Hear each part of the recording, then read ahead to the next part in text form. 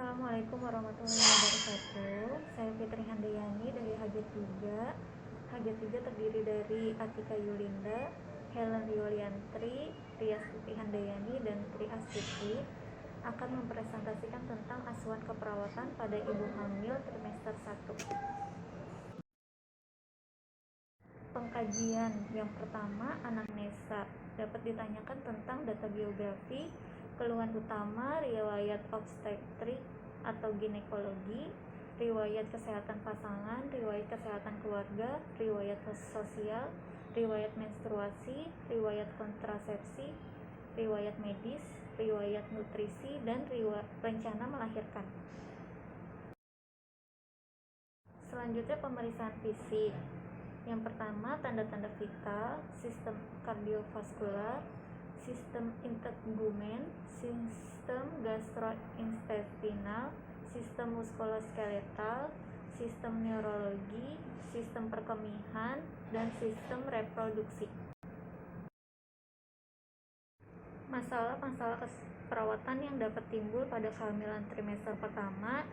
Yang pertama, perubahan nutrisi kurang dari kebutuhan tubuh yang berhubungan dengan nausea dan tenggorokan yang kering pada awal kehamilan.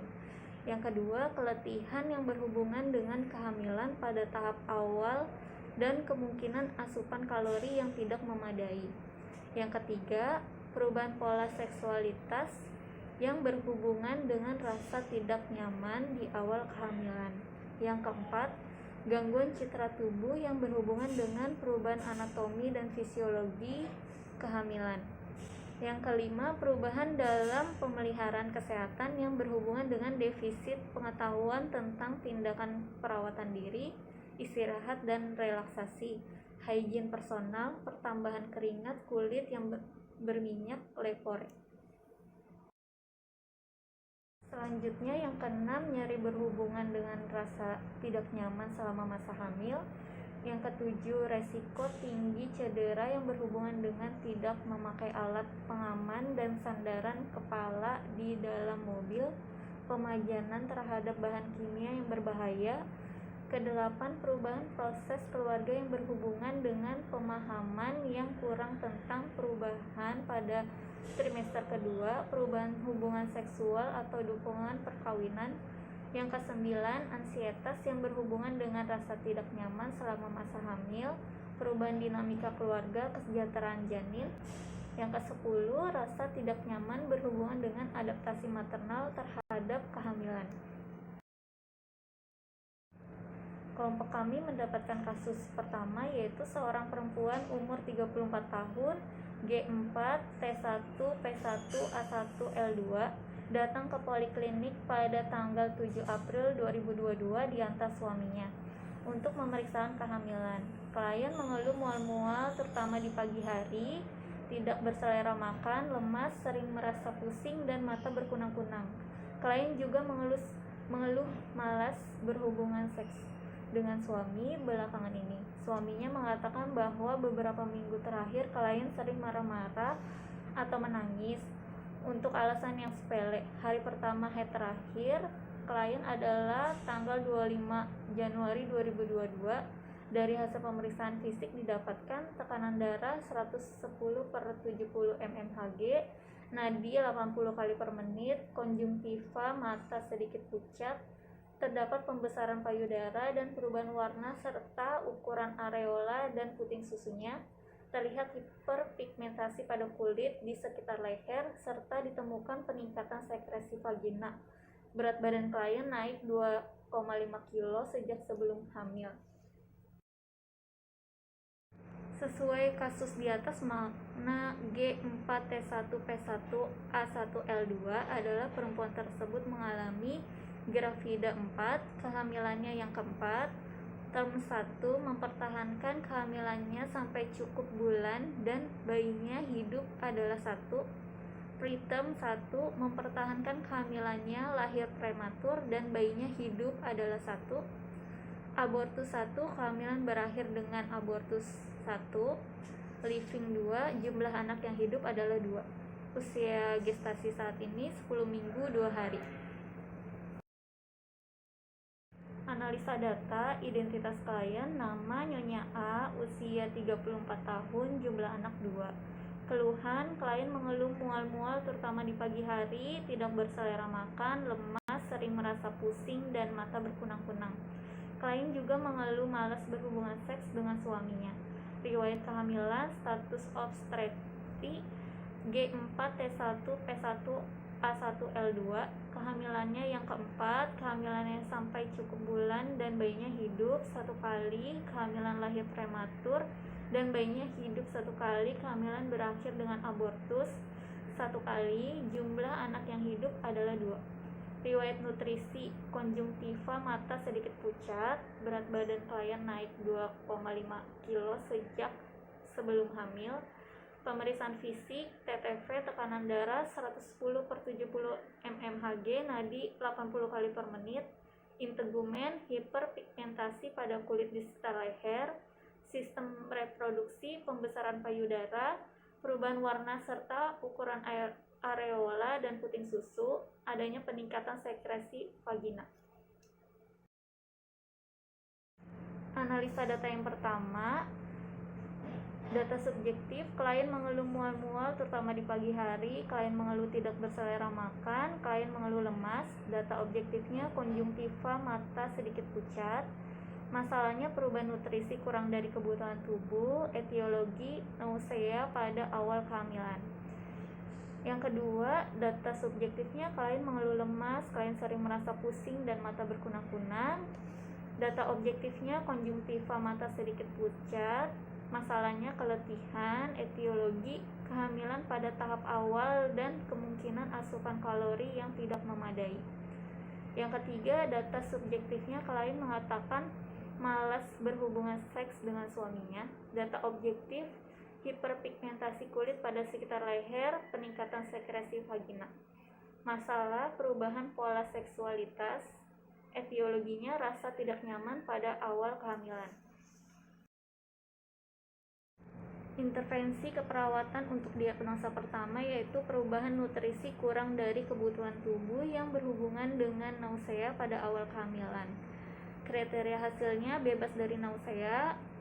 Yang kedua, mendapatkan cukup nutrisi dan mengalami peningkatan berat sebanyak 1,25 kg selama trimester pertama. Implementasinya, kaji penyebab mual, rasionalnya meyakinkan bahwa ini adalah rasa tidak nyaman yang umum dapat diobati dan hanya sementara. Yang kedua, catat riwayat diet selama 24 jam, rasionalnya mengumpulkan data dasar untuk mengidentifikasi makanan yang menyebabkan mual. Yang ketiga, anjurkan pasien untuk menghindari makanan berlemak dan digoreng atau makanan yang merangsang terutama sebelum tidur. Rasionalnya menghilangkan penyebab yang potensial. Yang keempat, anjurkan pasien untuk menyiapkan biskuit yang tidak asin di samping tempat tidur, makan sedikit biskuit saat bangun tidur sebelum turun dari tempat tidur. Rasionalnya, makanan esensial untuk mencukupi kebutuhan metabolik yang meningkat dan juga untuk mengangkat keletihan perut yang kosong berkaitan dengan nausea. Yang kelima, anjurkan makan porsi kecil tapi sering, hindari perut kosong. Rasionalnya meningkatkan kemampuan coping melalui perawatan diri. Yang keenam, jika muntah berat, anjurkan pasien untuk segera menghubungi fasilitas kesehatan. Rasionalnya, muntah yang berat dapat mengindikasi komplikasi hiperemesis gravidarum. Evaluasinya, pasien secara verbal mengungkapkan pemahamannya tentang informasi yang diberikan. Yang kedua, pada kunjungan berikutnya, pasien melaporkan bahwa nausea ringan kadang-kadang muncul. Yang ketiga, berat badan pasien meningkat 1,25 kg pada akhir trimester pertama. Diagnosa kedua, keletihan yang berhubungan dengan kehamilan pada tahap awal dan kemungkinan asupan kalori yang tidak memadai. Kriteria hasilnya, yang pertama, pasien akan belajar cara mengatasi keletihan pada awal kehamilan. Yang kedua, pasien akan mampu meningkatkan tingkat aktivitasnya dan melakukan aktivitas sehari-hari yang tidak menyebabkan keletihan. Intervensinya mendiskusikan cara untuk mengatasi keletihan selama masa hamil, nutrisi yang adekuat, istirahat di antara waktu kerja, tidur sebentar setelah bekerja, sebelum makan malam, suaminya menyiapkan makanan kesukaan istrinya dan menyajikan dengan menarik. Rasionalnya, nutrisi yang adekuat dibutuhkan untuk memenuhi tuntutan metabolik yang meningkat dan untuk mencegah anemia. Yang kedua, mendiskusikan sumber-sumber untuk membantu pemeliharaan rumah. Rasionalnya, partisipasi dalam membuat keputusan memiliki efek positif karena mengurangi rasa tidak berdaya. Yang ketiga, mengurangi jam kerja selama beberapa minggu. Rasional meningkatkan kemampuan coping melalui perawatan diri. Evaluasinya, yang pertama, secara verbal mengungkapkan pemahamannya tentang informasi yang diberikan. Yang kedua, pada kunjungan berikutnya, pasien melaporkan keletihan berkurang dan tingkat aktivitas meningkat. Yang ketiga, suaminya menyatakan puas tentang kemampuannya untuk berperan serta dan memberi bantuan. Untuk diagnosa yang ketiga yaitu perubahan pola seksualitas yang berhubungan dengan rasa tidak nyaman di awal kehamilan. Kriteria hasilnya memahami pengaruh fisiologi kehamilan terhadap hubungan seksual. Yang kedua, menyatakan puas terhadap aktivitas seksual dengan suaminya. Intervensinya, yang pertama, mengajukan pertanyaan yang sesuai dan bicarakan pemahaman dan penerimaan terhadap informasi yang didiskusikan. Rasionalnya, diskusi yang terbuka membantu pemahaman tentang fisiologi kehamilan. Yang kedua, mendiskusikan gejala-gejala yang dialami yang mempengaruhi saat berhubungan seksual. Rasionalnya, diskusi terbuka menunjukkan perhatian dan kemampuan perawat sebagai sumber dukungan. Yang ketiga, mendiskusikan seksualitas dan perilaku dan posisi seksual alternatif yang dapat digunakan selama masa kehamilan.